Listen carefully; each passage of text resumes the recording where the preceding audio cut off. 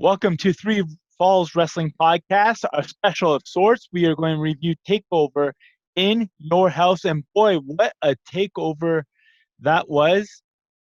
I'm Derek, joined as always by Professor Matt Pepper. Matt, what's your favorite in your house moment? Go. Bret Hart versus Hakushi. That's like the first one, wasn't it? That was the very first one. I think Bret wrestled twice. Yeah, who else did he take on? Was it Doink? Wasn't Or was Jerry it the King? or was it Lawler? I think it was Jerry Lawler. Well, I you know think what? Doink was the other one. He wrestled twice. I think Doink and then Lawler or something like that. He I was like wrestled Doink at like Slammer. SummerSlam. Yeah. Well, I'm going to have lots of other trivia for you, Matt. And if you at home want to play along, you're more than welcome to. We have lots to go through here. This is going to be very exciting. I'm looking forward to it. I was a huge fan of In Your House. I don't know if you were. Yes, absolutely. I mean, we're both products of the 90s. That's right. In your house. Yeah, the one thing I noticed about In Your House throughout the years is they always had like specialty matches, like matches like Crybaby match, Kiss My Foot match, the first ever Buried Alive match. Of course, Hell in a Cell happened. It was In Your House, the very first one. So it was, and on this one we had the Backlot Brawl, we had the 6-woman tag team match. So no one won a house though. No one won a house. Well, that's pretty funny because it opened up with Todd Pettengill, which I was a huge fan of. It was great seeing him back. And in the background, on the screen in the background, they actually had like the house that they actually gave away. And if I remember correctly, like a 14-year-old won the house.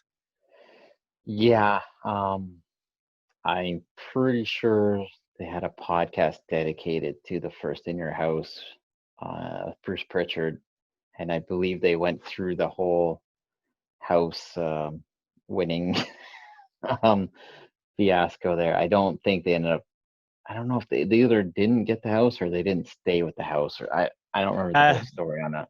They sold it or they couldn't pay the taxes. I don't know, but for I remember I entered that contest because they had is in WWF magazine. You could enter, and I actually entered. I was like 10 years old, and I mailed it away. I don't even know. Obviously, I didn't win the house, or I wouldn't be talking to you. Well, I probably still would. Anyway, well, you win a lot of contests, which one day we'll get into. So the first match on the show. Actually, wait. Let's get to trivia first. Are you ready? As ready as I'll ever be. All right. So question number 1. Where did the very first In Your House pay-per-view take place? You can give, all I'm looking for is like, I don't need the arena. I just need the location.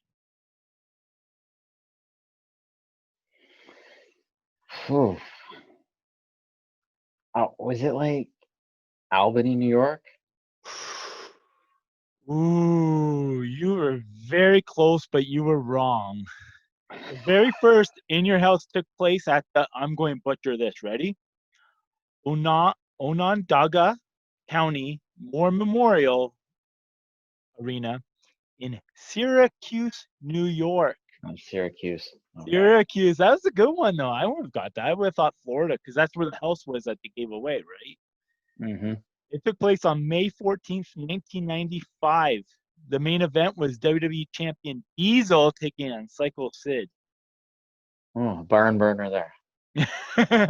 I was you know what's funny? You say that, but I was a big Diesel fan back in 1995. Well, he was champion for like forever. So, I mean, he was always on for that 1 year. He was all about Diesel. I like Diesel too, but he wasn't my guy, but I liked him back then.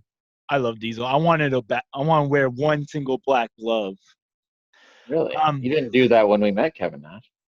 No, no. But he wasn't Diesel. He was Kevin Nash. Ooh. So the show opened up with a 6-woman tag team match, which had on one team Shotzi Blackheart, Tegan Knox, and Mia Yim taking Whoa, on. whoa, whoa, whoa. Before you Did I do miss that, something? Oh.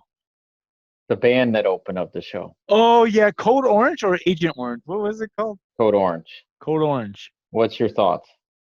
Um, it's funny. They reminded me Uh, of like the DX the band X band. 90s, right? Like it was like, but they were so terrible. They were like at the end of the song, I was actually like tapping my foot. What did you Yeah, think of them? Because you like that grunge kind of music. that was not grunge music. That no, that was like I don't know. That if that came on in my car, I would probably turn the radio off. It was not very good. It was I like aggressive music, but it wasn't. I don't know. You know what? It's one of those. They're probably a band, truthfully. Like they're not a good live band. They're probably just a good studio band. You know what's funny? Like at first, I wasn't like I was just trying to get everything ready and all that, looking for trivia and all that. So when they came on, I was just glancing up at the TV occasionally, and I thought at first that the one guy in the band was Damien Priest. I was like, what, he's singing? He sings? I didn't know that. Hmm. No, it was I don't know. It just kind of struck me. I was like, eh. I like the Takeover does that stuff, but it just that one didn't do it for me. So you're saying that you wouldn't listen to Agent or Code? What were they? Agent Orange Code Orange, or Code? Agent Orange was in the Vietnam War. So you're telling me you wouldn't listen to Code Orange? No, no, I don't think I would. I think that's I don't know. That was like I'd be like a cat falling in a bathtub. That was just the sound is awful. It's okay. I wouldn't listen to Code Orange. I'll stick to Flow Rider. Thank you very much. so the Oh, one day we're gonna have that conversation too. so the show opened up with a 6-woman tag team match. On one team was Tegan Knox, Shotzi Blackheart, and Mia Yim taking on the team of Dakota Kai, Raquel Gonzalez, and Candice LeRae. So Matt, what are your thoughts on this match? You're the note taker, the professor. Let's hear it. I didn't take a lot of notes on this, but I thought it was a pretty solid opener. I it wasn't like an over the top match. They kept it pretty basic for the most part, but I mean, told a pretty good story. Um, Candice was being the big heel in the match. They were going after her. Couple cool spots. I like. A lot of people don't like the Shotzi thing. I think the tank thing's pretty cool in my opinion. It's like Tank Um, Girl, which is yeah, I also like very 90s. this. This it is. Well, then she's doing like a '70s gimmick too, but well, that's okay. Joan Jett and the Blackhearts is kind of what she's doing. But I anyway, gotta say, I gotta say, okay, I'm going to be kind of biased on this because one of my favorite wrestlers is Tegan Knox. I watched her story on the WWE Network, and I just like she's awesome. I think she is just so fantastic. Uh, female Kane or whatever she's called. I almost said Lady female Kane, Kane. Lady Kane. yes, the shiniest wizard. Please take care of. Please continue because I'm just. No, I don't. There's not really much to go over on that match. I think it was a solid opener. They didn't do too much, which honestly, that's usually a big problem I have on takeovers. Is Yeah. the first match is usually so over the top that they don't leave a lot for the next match. But I think they went in, told a pretty good story. Wasn't an overly long match. Yeah. I thought it was a good way to open the show. I really liked that Molly go round by Tegan Knox onto all her Yes. competitors. She was on the top of the top rope, and everyone was on the floor, and she did a Molly go round. I thought that was really really sweet. Yeah, I think, and we'll get into it in the main event, but the women's division on NXT, I mean, AEW wishes they had what they have on that show, because that. So Go ahead. does NXT have the best women's division? I would say so. I would say so too. I would say so. I mean, every company touts that they have the best women's division. Yeah. Every single, except AEW, but they don't even tout that. I wouldn't. Although Kenny Omega did on Twitter last week, but that's a whole other story. Anyway, what they keep churning out good women wrestlers on that show, like really, really solid women's wrestlers. WWE is really, last several years, nobody's touched them in women's wrestling. So we saw Dakota Kai and Gonzalez. They had like a miscommunication, which led to the end with Tegan Nox getting the shiniest wizard on Dakota Kai and getting the win. My question is, do you think like they're teasing dissension between Dakota Kai and Gonzalez? Didn't this thing just start not that long ago? I think that it did.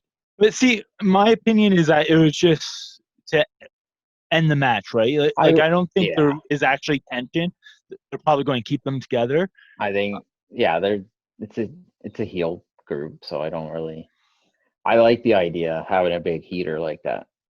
Yeah. So it's a good role. I mean, it's a good role for both of them. Dakota Kai kind of finding who she is as a heel. And, she's been really good. Raquel Gonzalez, she hasn't been able to make the roster, so this is like her entry into the roster, being the aforementioned Diesel on this show. All right, are you ready for question number 2? Yes, go ahead. All right. At In Your House 5, Hunter Hearst Helmsley defeated Henry O'Godwin in an Arkansas Hogton match. Who was a special guest referee? Hillbilly Jim? Yeah, ding, ding, ding, ding, ding. You got it right. Good one. All right, and before we go on to the next match, I just want to bring up this commercial. There's a commercial for the WWE. I had it down. Oh, it was awesome. It was a commercial for the WWE cookie sandwiches by I don't know what company. I don't know either. I don't care. I popped big time when I saw that. That was especially like the old, like it was a terrible impersonation, but I applaud them for trying to do like the Lord Alfred Hayes. Yeah. Has been paid for by the following. I love that. I miss that stuff. It's funny when you hear things like that and it takes you back. I loved it. I loved every second of that. So my question, have you ever tried the ice cream cookie bar? WWF. Oh, I don't remember, to be honest with you. Really? I remember seeing them, but I don't remember if I had them. I remember I had, if I remember correctly, this was a long time ago. I did have them only a handful of times, and it was either on the back or you got like a card, like a trading card with them. But it was, I don't know. I'm looking for it. Will you try the new one?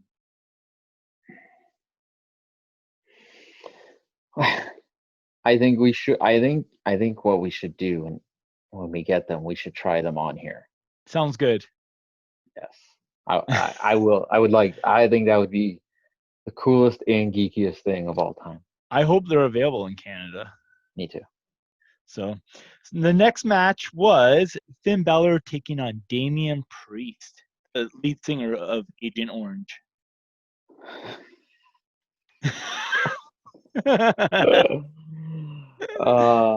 So Damien Priest, he's very athletic for his size. Yeah. I mean, he was bringing it in that match. There was the only real criticism I have in the match, because I really did enjoy the match.